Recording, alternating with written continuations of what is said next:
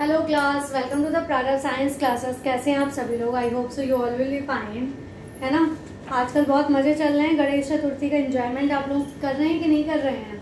हाँ, करना भी चाहिए, देखने भी जाना चाहिए और अच्छी अच्छी मनौतियाँ मानिए, विशेष अपनी पूरी करवाइए भगवान जी से।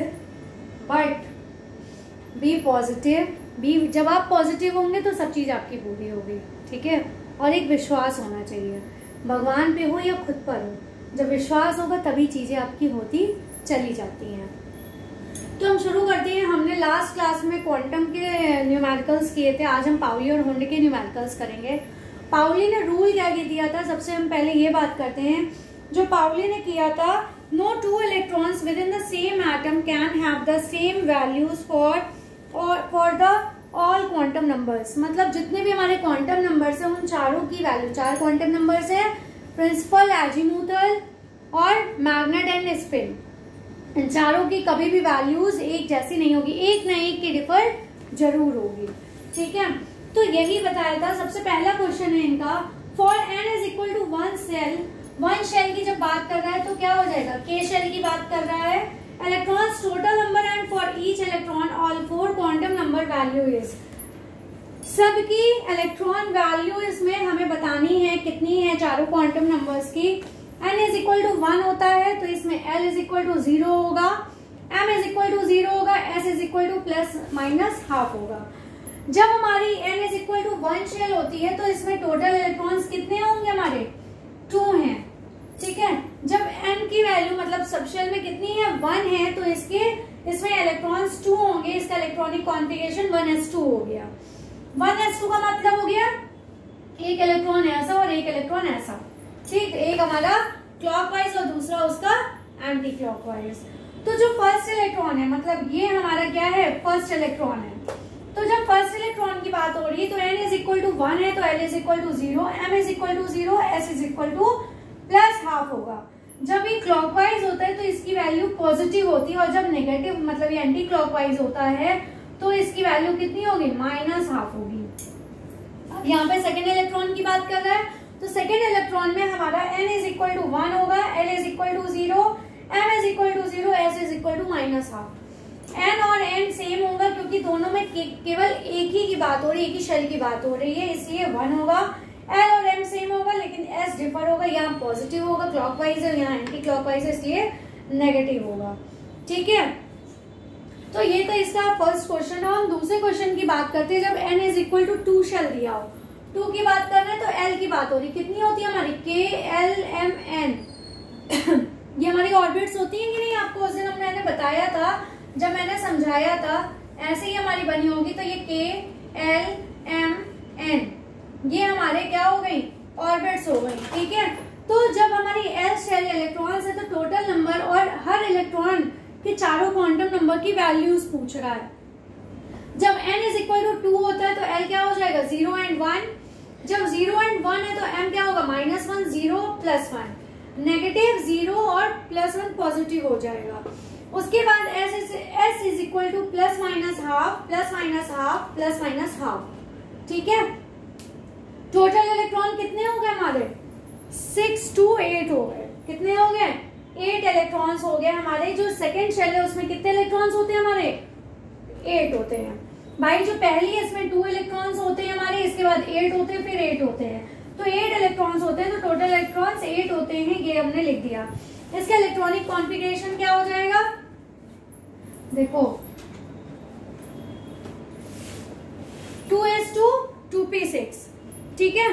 तो ये इसका क्या है, ये इसका इलेक्ट्रॉनिक कॉन्फ़िगरेशन है। कितना है इसका, 2sp 2s2 और 2p6, ठीक है। ये इसका इलेक्ट्रॉनिक कॉन्फ़िगरेशन हो गया।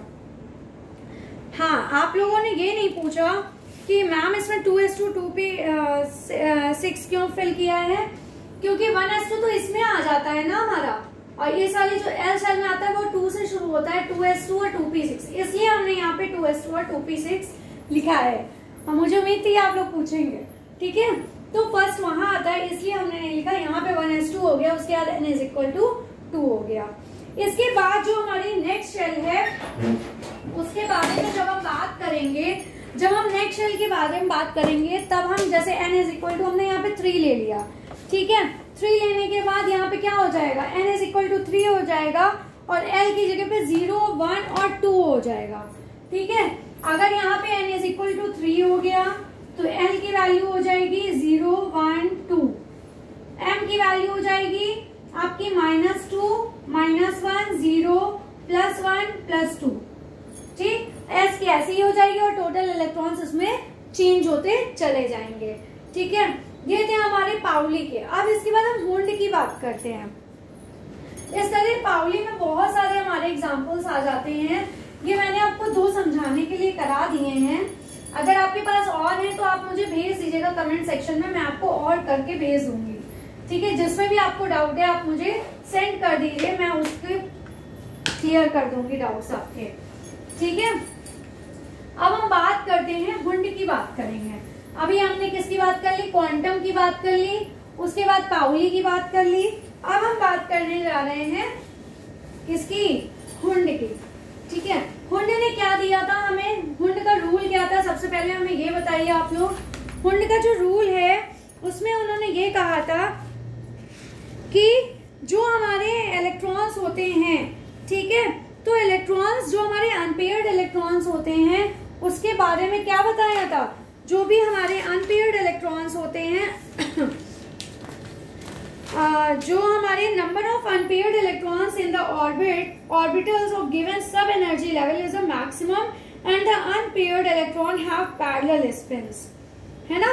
ये हुंड का हमारा मेन इन्होंने रूल दिया था कि जब भी हम इलेक्ट्रॉन फिल करते हैं, एक चीज और याद रखिएगा, जब भी हम इसमें इलेक्ट्रॉन्स फिल करते हैं हुंड के अकॉर्डिंग, तो जैसे हमारी ये पी शेल है, ठीक है, पी ऑर्बिट की शेल हमने बनाई है, तो इसमें पहले एक इलेक्ट्रॉन फिल करेंगे, उसके बाद हम एंटी क्लॉकवाइज फिल करेंगे। ऐसे नहीं फिल करेंगे कि आपके पास 3 इलेक्ट्रॉन दिए हैं तो आपने ये पूरा पेयर कर दिया, ये कर दिया और ये हमारा पूरा कर दिया, ऐसे नहीं करते हैं। पहले हम तीनों में एक इलेक्ट्रॉन फिल करेंगे, उसके बाद अपोजिट स्पिन के हम इलेक्ट्रॉन फिल करना स्टार्ट करते हैं, ठीक है। तो ये हमारा इन्होंने यही बताया कि इलेक्ट्रॉनों का जो हमारा डिस्ट्रीब्यूशन होता है ना, वो हमारा जो अनपेयर्ड इलेक्ट्रॉन होते हैं उनमें पैरेलल स्पिन होता है और इनकी जो एनर्जी लेवल होती है वो मैक्सिमम में होती है। अगर यहाँ पे ये होता है तो ये हाफ ऑर्बिटल फिल होती है, लेकिन इसकी जो एनर्जी लेवल है वो हाई पे होगी हमारी, ठीक है। तो ये हमारे हुंड का प्रिंसिपल हो गया। अब हम हुंड के न्यूमेरिकल की बात करते हैं। हुंड का प्रिंसिपल हो गया हमारा। अब हम हुंड के न्यूमेरिकल की बात करें, हुंड्स प्रिंसिपल, हुंड का जो सिद्धांत है वो मैंने आपको बता दिया। इसका क्वेश्चन है, इसका सबसे पहले क्वेश्चन है, if any P subshell has, if any P subshell has 3 electrons, अगर पी सबशेल में हमारे 3 इलेक्ट्रॉन्स हैं, सो शो द डिस्ट्रीब्यूशन ऑफ,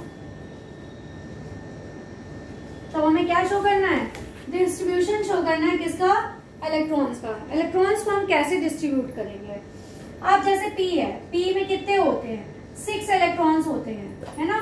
तो जो पी की ऑर्बिट्स होती है वो कितनी बनती हैं, हमारी 3 ऑर्बिट्स बनती हैं, 1, 2, 3, ठीक। और यहाँ पे कितने इलेक्ट्रॉन्स की बात कर रहे हैं, 3 इलेक्ट्रॉन्स की बात कर रहा है।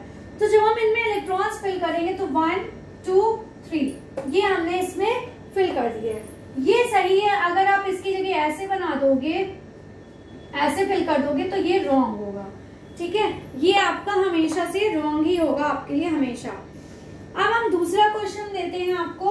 अगर हमने कहा इफ एनी, अगर कोई भी आपके पास सबशेल है, एनी डी सबशेल, कोई डी सबशेल है, D subshell has 5 electrons, 5 electrons है हमारी डी सबशेल में। So the distribution of, so how the distribution of electrons, तो हम इलेक्ट्रॉन्स का डिस्ट्रीब्यूशन कैसे शो करेंगे। अब डी में कितने होते हैं, डी में हमारे 10 इलेक्ट्रॉन्स हम फिल कर सकते हैं, है ना। इसमें ऑर्बिट्स कितनी होती हैं, इसमें जो ऑर्बिट्स होती हैं 1 2 3 4 5, 2 3 4 5, ठीक है, ये 5 हमारी ऑर्बिट्स होती हैं। पहले हम एक एक इलेक्ट्रॉन फिल करते हैं, तो ये हमारे कितने हो गए, 5 इलेक्ट्रॉन्स हो गए, ठीक। तो ये जो 5 इलेक्ट्रॉन्स हुए, तो इसका एनर्जी लेवल क्या होती है, जब हाफ फिल्ड होती है तो इनकी एनर्जी लेवल और अच्छी होती है।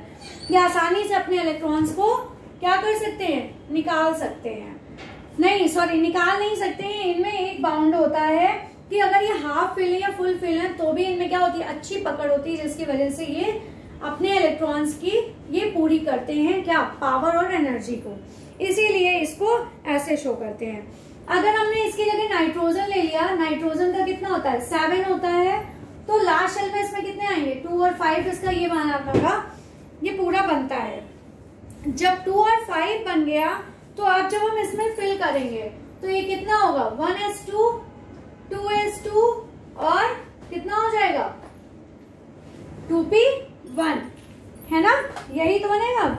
7 होता है, 1s2 2s2, 4 और 3 7 होता है, सॉरी। तो यहाँ पे ये हो गया हमारा 1s2, उसके बाद यहाँ पे ये हमारा बन गया 2s2, उसके बाद यहाँ पे हमारा हमने बना दिया p शेल, बना दी p के ऑर्बिट्स।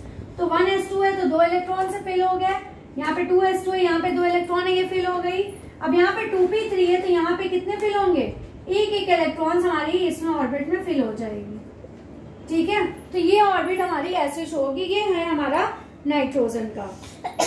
इसकी जगह कोई भी अगर हम इसमें एलिमेंट ले लेते हैं तो उसको हम ऐसे ही शो करेंगे।